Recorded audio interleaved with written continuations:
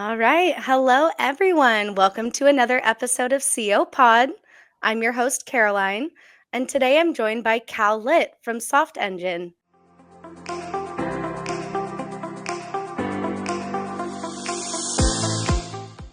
How are you doing, Cal?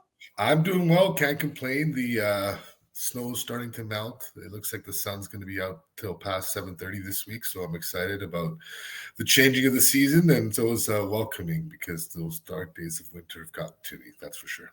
Oh, for sure. I know. I think we're supposed to have a few more weeks of winter, but honestly, it does not feel like it. Nope, nope. Great weather today. Awesome. Well, let's just go ahead and get this started. So, I'd love for you to tell, our audience a little bit more about you, a little bit about what you do, and especially what your role is at Soft Engine. Well, I've had the opportunity to be what you call in the business application space for about 15, 16 years now. Had the opportunity to work for organizations like Oracle, Microsoft, work in the VAR ecosystem for NetSuite, directly for NetSuite, as well as Acumatica. This is my second go around with building out an Acumatica practice at a VAR. Passionate about technology, passionate about helping people, organizations address the challenges that they have around their business, but more importantly, addressing how they help and service their customers, right? And the Yeah. output of their organizations. I if you go back a little bit further in terms of how I even got, introduced to ERP systems and business process reengineering, it was strictly by chance. Coming out of high school, I really didn't know what I wanted to do. There was a commerce program out of a university here in Toronto, and it was sponsored by SAP, and it was called ERP Systems, Business Process Engineering, BPR. I was like, sure. I got accepted. Obviously, had some good enough marks to get in. Yeah. But that's where I had the opportunity to really get into the world of data flow diagrams, ERD diagrams, and then coding with Visual Basic, and understanding what ERP actually was. And it was a unique time in the late '90s where you started seeing the changing of the guard of Oh, yeah. legacy systems to cloud, and there was obviously a few technologies that were out there, but the fact that we had an opportunity to get our hands on SAP R3 was actually pretty cool. So yeah, it was strictly by chance on how I got introduced to this whole world of business applications and ERP. Yeah. So, going into something by chance, I feel like that is so common, with people is like, I never really had an interest in this and it kind of just happened. But what was it, happened by chance, but what really made you stay? What drew you into ERP systems that was like the hook for you? The hook really was having the ability to interact with people and having more of a dynamic engagement on a everyday basis. Yeah. Every conversation is different. Every organization that I speak to has different or unique challenges. Mhm. It's an opportunity for me to really keep myself fresh, learn about new businesses, learn about how organizations have come about in terms of the entrepreneurial journey a specific family had, if it's in the construction industry, or how a manufacturer developed a specific idea and had a unique value proposition and a product and brought it to market and went from a small, $1 million shop to a multi-million dollar, $100 million company. It's those types of stories that really are, make my days unique and different, right? Yeah. So no one specific day or conversation is necessarily the same. So I'm a person who likes change. I'm a person who likes to learn, and I found very quickly, from my time and starting in sales in helping people with transportation and buying Hondas to Yeah. working for Xerox, that I loved the ability to understand, hey, why are we speaking today? What are the unique needs and challenges that you're trying to solve, and who is that going to impact? Right. Yeah. And that's essentially where my career started. I loved that positioning of being a trusted advisor. And sometimes being a trusted advisor means me not having the right product or service, but also pointing you in the right direction of where you should probably be looking, right? I always use the analogy of, hey, if you're looking at the Honda, you should be looking at the Toyota. And that's no different in the case of the ERP world as well. And making sure that any client that we're speaking to is not just is looking at the right players in the right sandbox. Because if they're not, one of us is in the wrong place. And we really need to unpack that further as to why they're looking at a specific solution versus another. But again, typically there's the typical or usual suspects when you're talking about cloud mid-market off-the-shelf cloud ERP systems.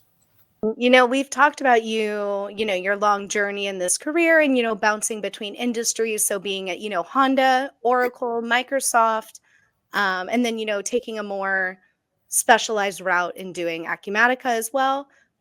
So what are some unique challenges of implementing these ERP systems in construction Yep. compared to other industries that you've been in?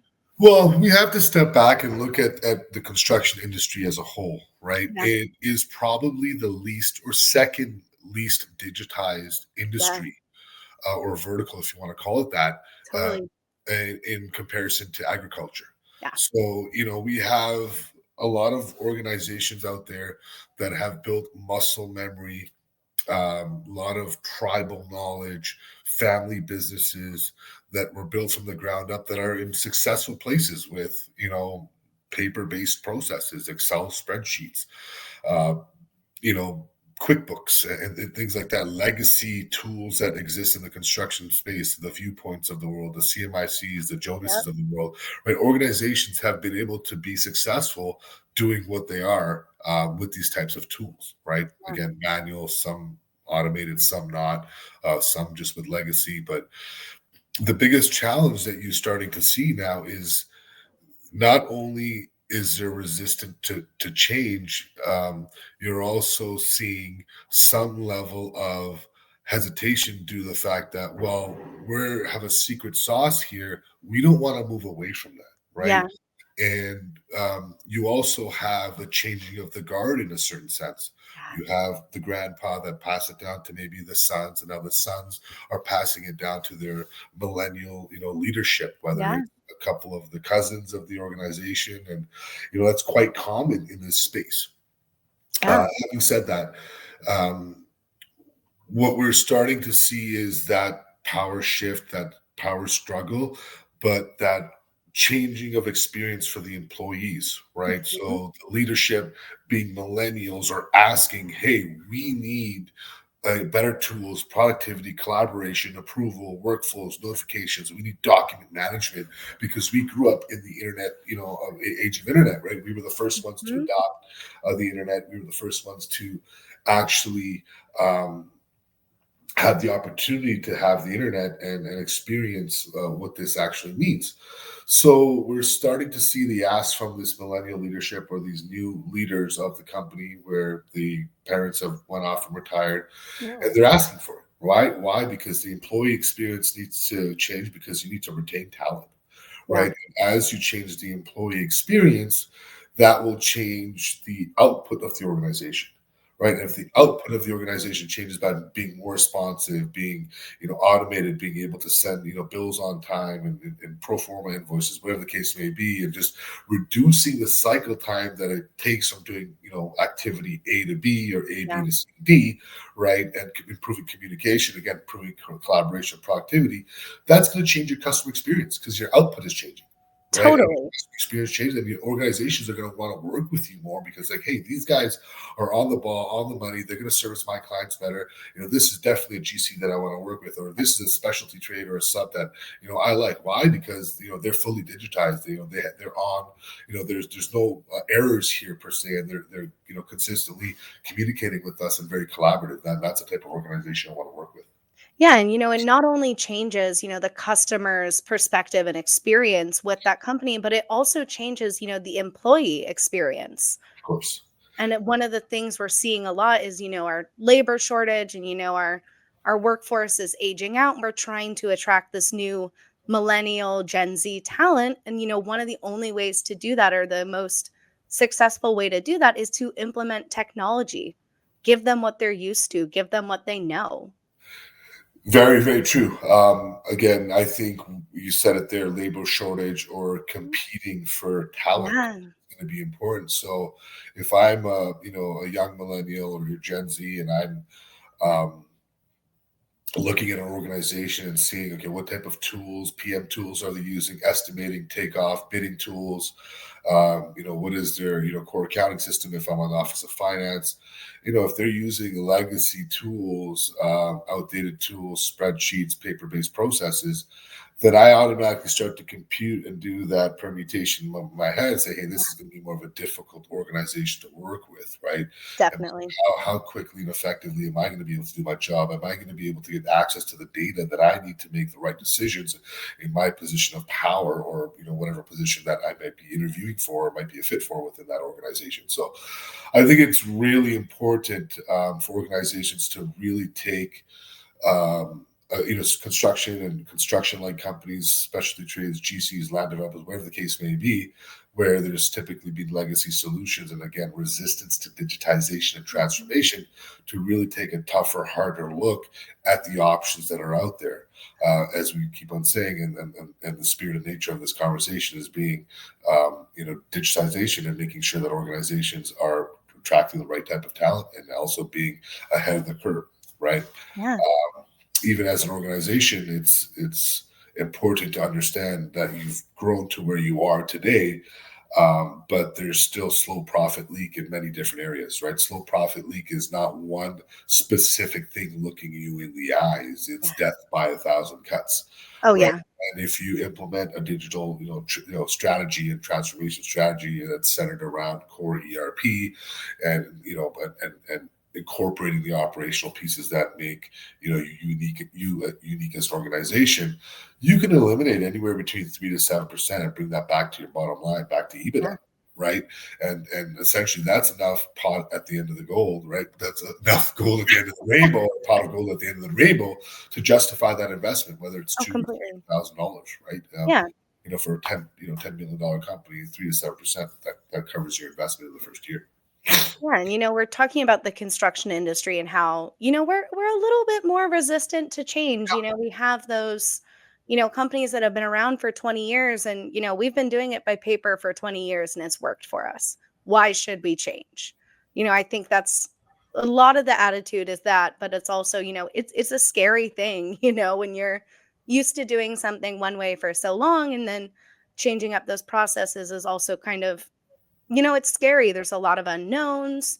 But what has been your most successful approach to getting buy-ins from, veteran project managers or superintendents or people who are a little bit more resistant to that change? Well, it starts off at the top line leadership. And leadership needs to be bought into this project. If they're going to purchase an ERP, if they're going to go through a best of breed approach and look at bidding, estimation tools, takeoff tools, PM tools, and surround it with a modern, off the shelf, cloud, multi-tenant cloud ERP at its core, the leadership needs to make sure that one, the organization is being brought along that journey, right? So everyone has input and they feel as if it's the organization's project, not Bob's or John's or the new son of Yeah, the CEO, whatever the case may be. So make sure there's some excitement. Make sure there's buy-in from every level. You have champions in every department, that have bought in, that have given their input, and that their group's input is that their needs, challenges, and their voices are being heard. yeah, That's from an evaluation pre-sale standpoint, and even as you go through the implementation. But when you're talking about the site supers, the foremans, that have been there for 20 or 30 years and still probably hanging on for another 5 or 10, you have to introduce change at a rate where it's going to be accepted, right? The brain has no upper limit to what it can learn, but it has a limit to the rate which it can learn. Right. mm, So that organizations need to slowly introduce change. So, one example I've seen is, John, the foreman, his wife has been complaining that he never picks up his phone, but he doesn't because he's focused on his job. yeah, So what do? Give him a rugged iPad. Say, hey, your wife wants you to check your email once an hour if she needs to, get in contact with you. So check. yeah, And slowly he realized, oh, this is pretty cool. So he got comfortable with the iPad, right? And the next phase is yeah, great. Next time you want to raise a change order or issue an RFI, if there's a problem with the set, take a picture of it and then email it back to the office so we know the challenge. So He got more comfortable with using an iPad and taking a picture. Great. Step 3. Here's this PM tool within this system. The next time, I want you to just open the system, take a picture, and then send it to me, and put in some notes and details of what this actually is. So these are some little anecdotal examples that Yeah. organizations can slowly introduce change, right? But again, it also has to, you also have to take it together. These also have to be um, carefully planned out on who you're selecting as these change agents, Mhm. because there's definitely always people who are going to resist change, right? Yeah. And it's it's usually some of the folks who feel as if their job might be threatened or their existence might be threatened forever. Mhm. Yeah, anyhow, sorry. Really takes a lot of planning, a lot of strategy, but also not just, throwing this solution at the team and saying, this is what we're doing, kind of easing them into it a little bit more. Yeah, and again, it's a lot of it's finding the right change agents, right? Finding the sponsors within the organization that are going to help spread that change, right? So it's Yeah. not hitting you over the head, thou shall do this, but realistically, it's coming from your peers Exactly. rather than leadership. Sometimes where you have that level, of resistance between, leaders or boss and subordinate per se, but Yeah. find your agents at the line level, I like to call it, that are going to help you with that change. And then, that specific example of introducing a rugged tablet to the guy whose, wife has been contacting him, right? And then move him to phase 2 by telling him to take a picture of some issue on the site, and then eventually introduce him to the PM tool that can allow him to raise an RFI. Yeah, I love that. And we're talking about, once, so they make the decision to embrace this change, embrace this new technology. In your experience, what is the most common like light bulb aha moment that when they finally do embrace this technology and this transformation, how they see that helping them out? Well, they have more time to do their job better, right? Yeah. Sometimes they have more time to do value added items to the organization, right? Sometimes they're always working on administrative monotonous activities that aren't really value added. They just have to do it because they have to do it to complete their job. Yeah. Right. That's one piece of it. At the leadership level, it's organizations or leaders that are always overworked, don't have enough time for their family, for their kids, are missing soccer practices, dance recitals. Once you have a more mobile tool, something that's in the cloud, you can be on the beach now and go through those approvals and notifications and always have a pulse on the business, right? And feel okay with enjoying your success per se as an owner. And that's what I find with a lot of ownership in this space. They're overworked. They're just too invested in their business, rightfully so. They're invested, but because they don't have that level, a tool or technology that's flexible, where they can access the business anywhere, anytime, and check on the health of the business, check on, the WIP report, check on the, profitability on a specific project, and be able to be responsive and address any escalations on the fly, or change orders, or again approvals, being a big one as well. If they're not able to have a tool that allows them to be flexible in that regard, then they're always going to be in town. They're always going to be in the office. They're always going to be on site, and have that that chain and ball effect in a certain sense, right? To every project in their business, right? Yeah. And far too many times I've seen that. I have friends who own successful construction GC companies here in the Greater Toronto area, where that's just the case. Like I can't leave. If I leave, it feels like sometimes the roof is going to cave in. So. Yeah. A few of these organizations I've introduced Acumatica to are saying, Cal, why did I listen to you sooner? I should have sooner. I didn't realize how much time this would save us, how happy our employees would be. I can actually take vacation. I can just log in and, from my phone and get access to the health of the business on any project. And it's so much more, easier to manage my business and still be able to give time back to my family and enjoy my success. And that's what.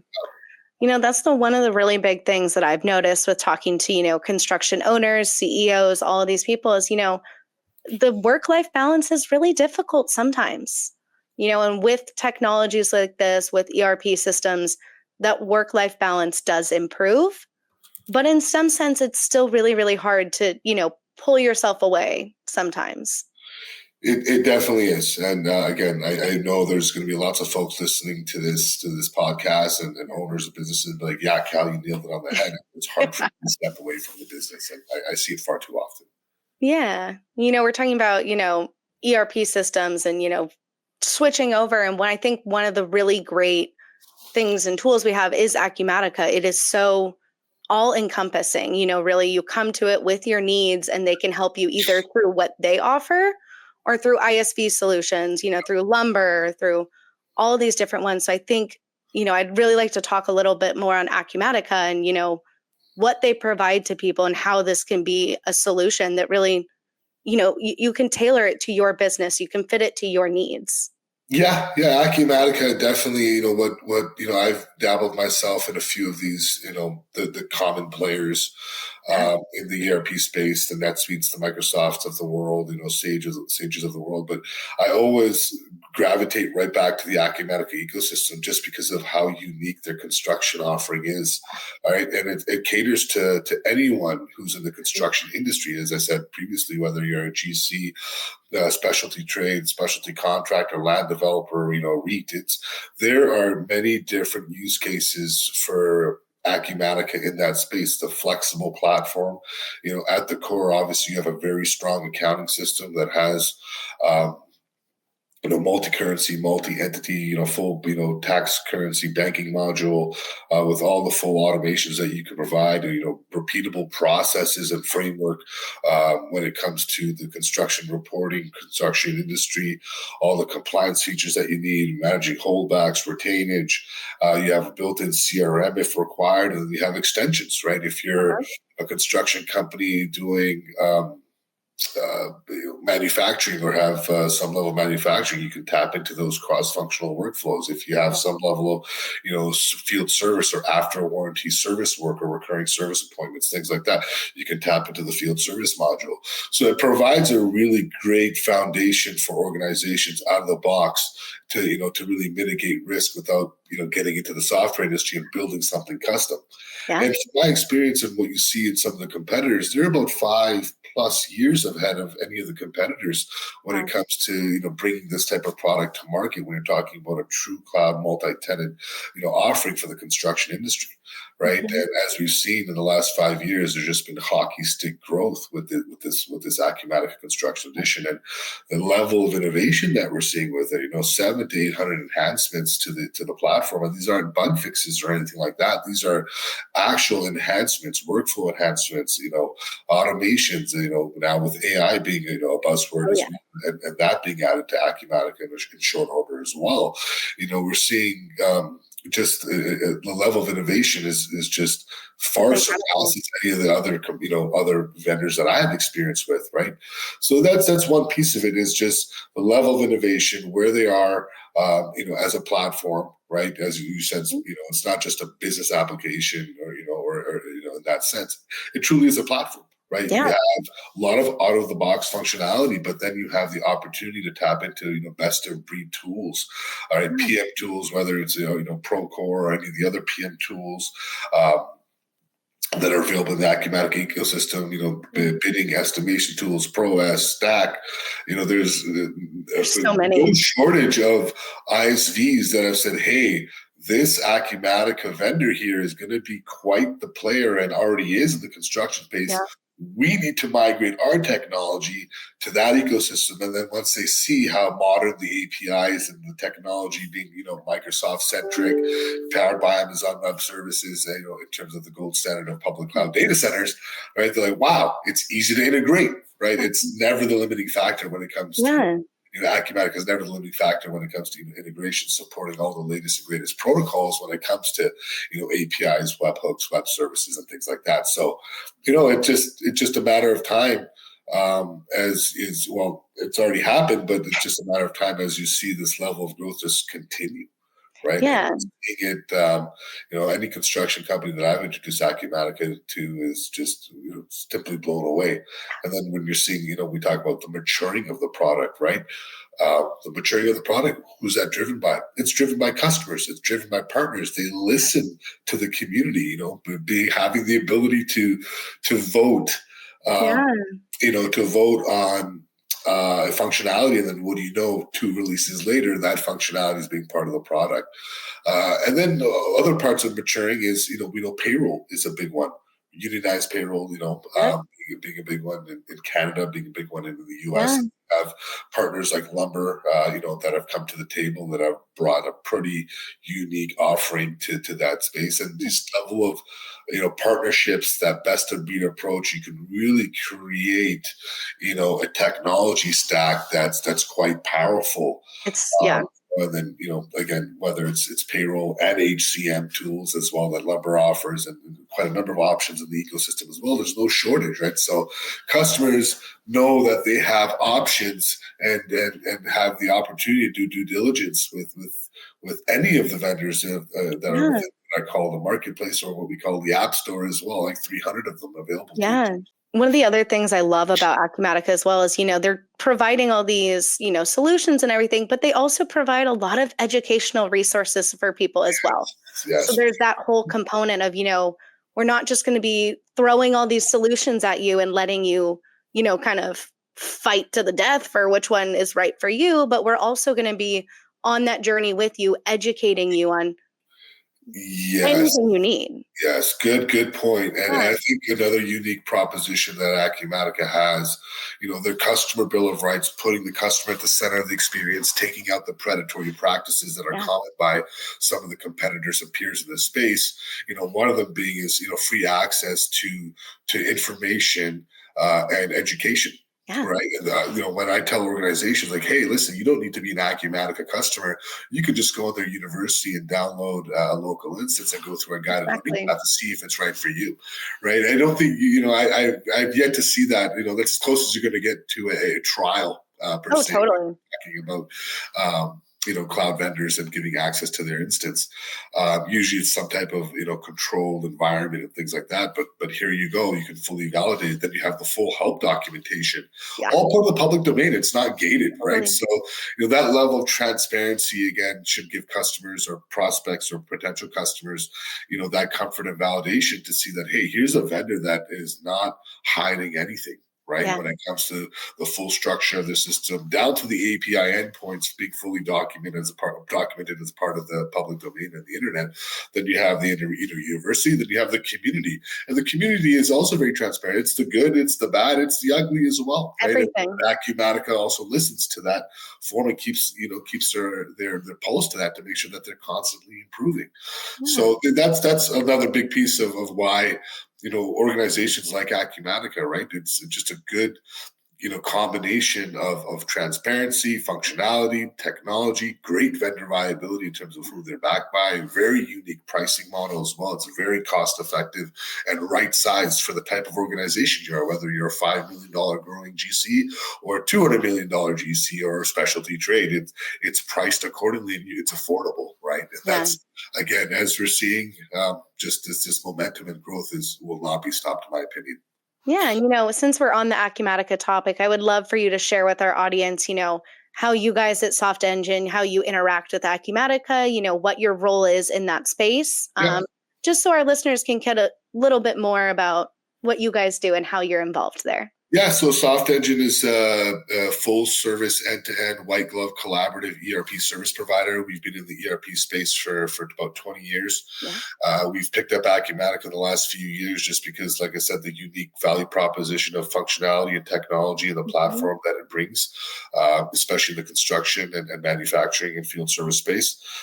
We are a full service provider when it comes to ERP implementations. We are everything from pre-sales all the way through to full implementation with a full bench of functional technical consultants, a full development team, customization team, full support bench as well, and customer success and account manager. We are a full end-to-end service provider.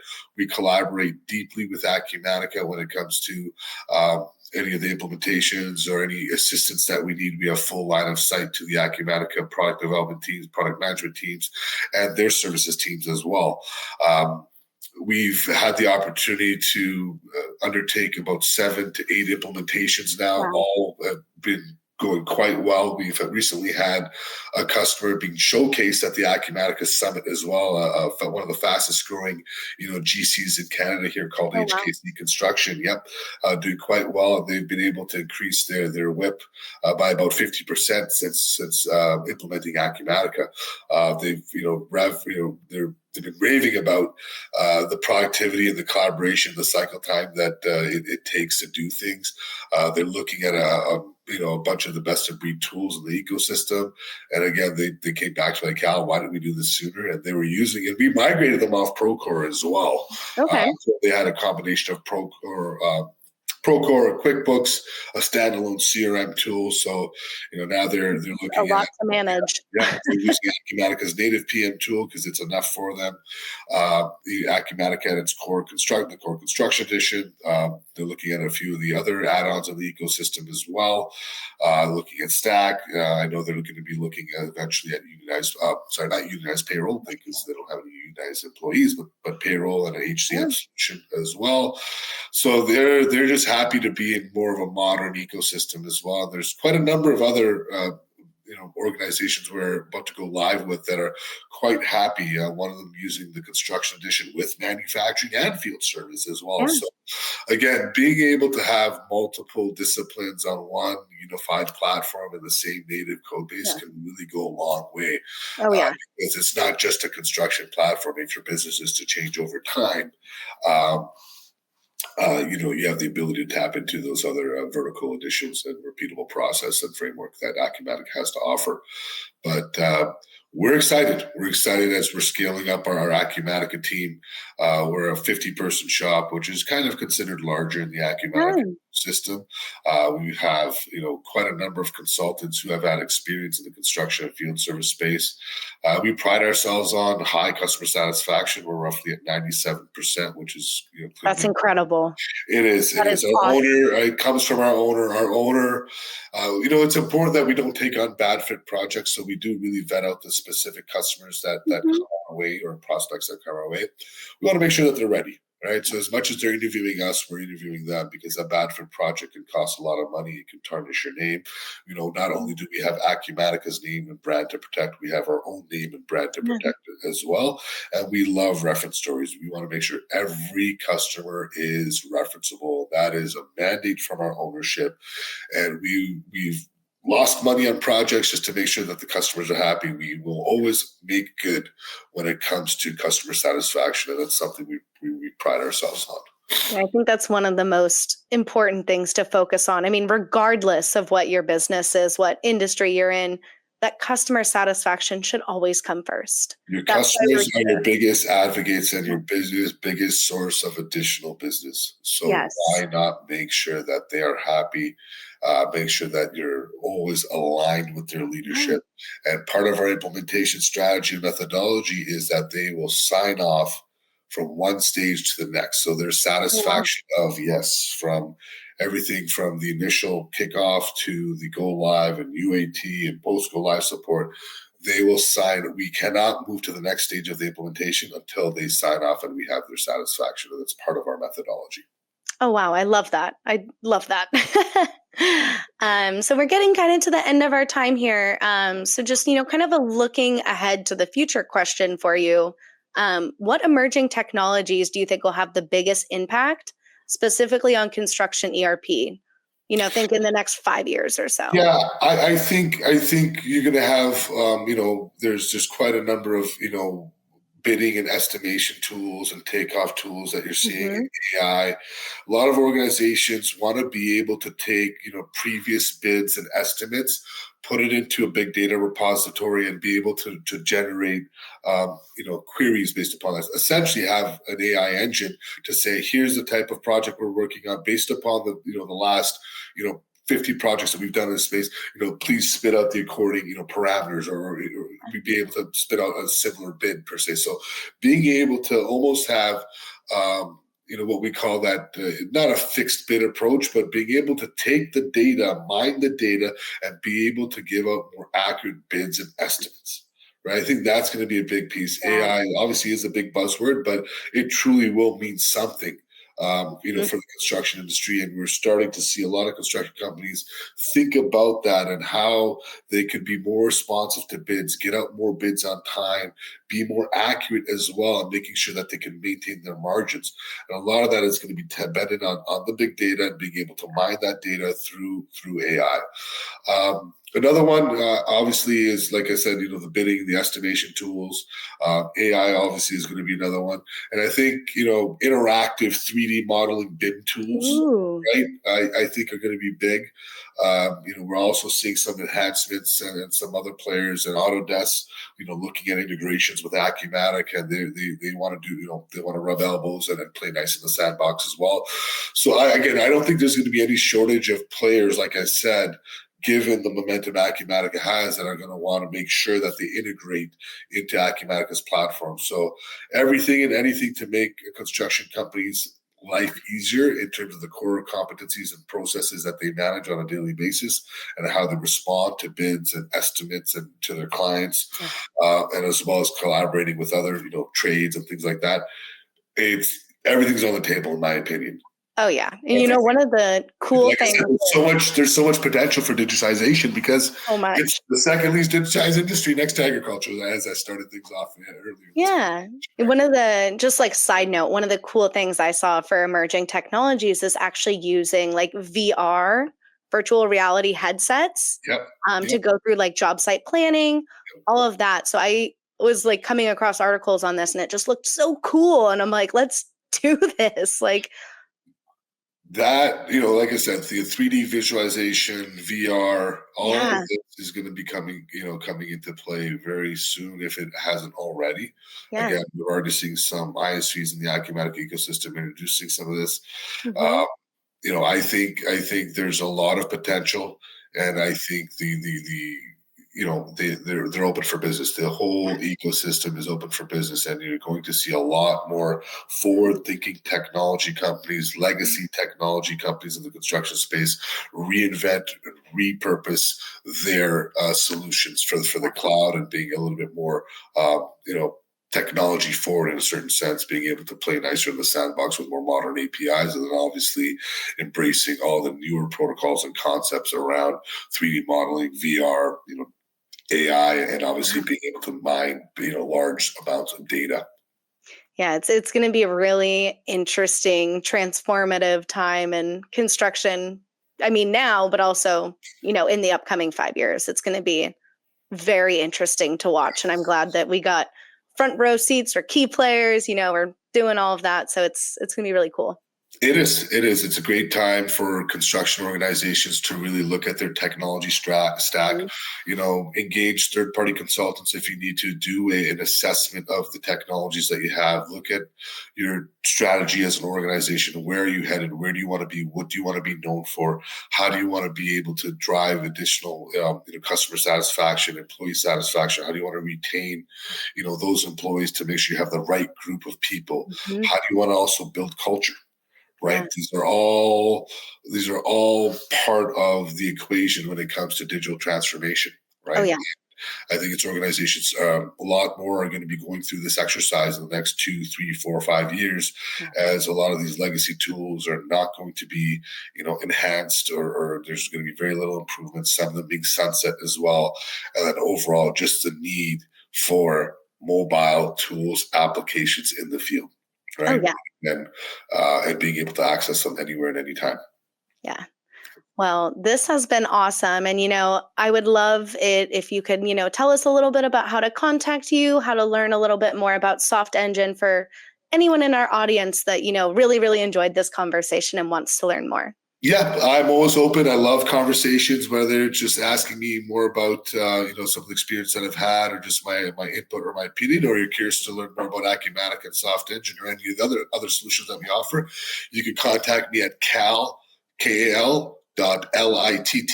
at softengine.com, exactly how it sounds, or 647-388-3206, and that's cal.lit at softengine.com, 647-388-3206, and I welcome all and every conversation. Awesome. We'll make sure to put that all in the description for you guys, as well as some links to, your LinkedIn, Yep, Softengine's website. possibly 100%. Acumatica's website as well. Yep. Um, so yeah, no, this was a really great conversation. I really enjoyed having you on today and, learning a lot more about ERPs and technology within the industry. So thank you so much for being here today, Cal. Thank you for having me. Yeah, it's always a good time when we get together to talk Absolutely. technology. So, Thank you. all right, everyone, have a great rest of your day. Thank you so much for tuning into CO Pod, and I'll see you next time.